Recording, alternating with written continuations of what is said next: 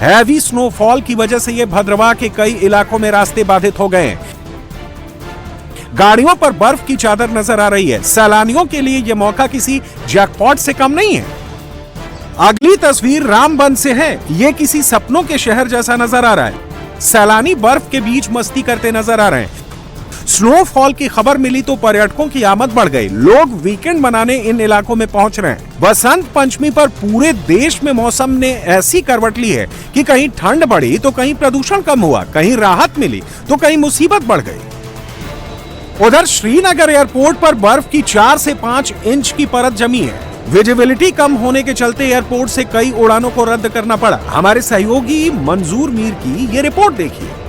हम इस वक्त श्रीनगर एयरपोर्ट रोड के बाहर खड़े हैं।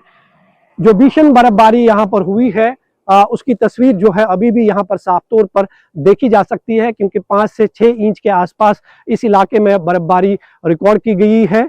और रात में जो आसमान खुला रहा, तापमान 0 से नीचे चला गया, उसके कारण जो है सड़कों पर अब ये बर्फ जो है वो जमी हुई दिखाई दे रही है। फिसलन जो है वो और ज्यादा बढ़ गई है। ये तस्वीर आप देख सकते हैं। ऐसा लगता है कि ये जो बर्फ है ये अब पूरी तरह से शीशा बन चुका है। काफी हार्ड बर्फ है। ये मैं आपको दिखाना चाहूंगा। ये आप देख सकते हैं कि कितनी सख्त बर्फ हो चुकी है। ये इसको तोड़ना भी जो है अब मुश्किल हो रहा है। आमतौर पर ऐसा नजारा स्विट्जरलैंड में देखने को मिलता है, मगर बर्फबारी ने जम्मू कश्मीर के कई इलाकों को वंडरलैंड में तब्दील कर दिया है। जम्मू कश्मीर के कई जिलों में बर्फबारी से लोगों के चेहरे खिले हैं। हालांकि सबसे ज्यादा परेशानी वाहन चालकों को हो रही है। अगले 24 से 48 घंटे तक सावधान रहने को कहा गया है। हिमाचल प्रदेश में भारी बर्फबारी हुई है। शिमला और मनाली में सीजन की पहली बर्फबारी हुई।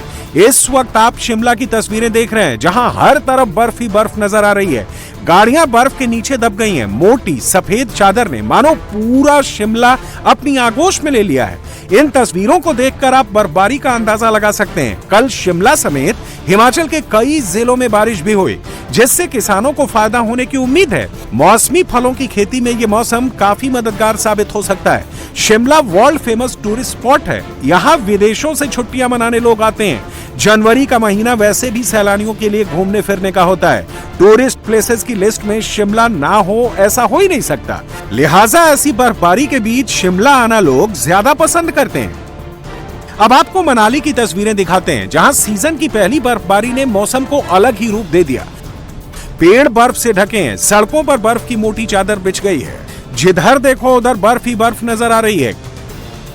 गाड़ियों पर बर्फ है, घरों पर बर्फ ही बर्फ है।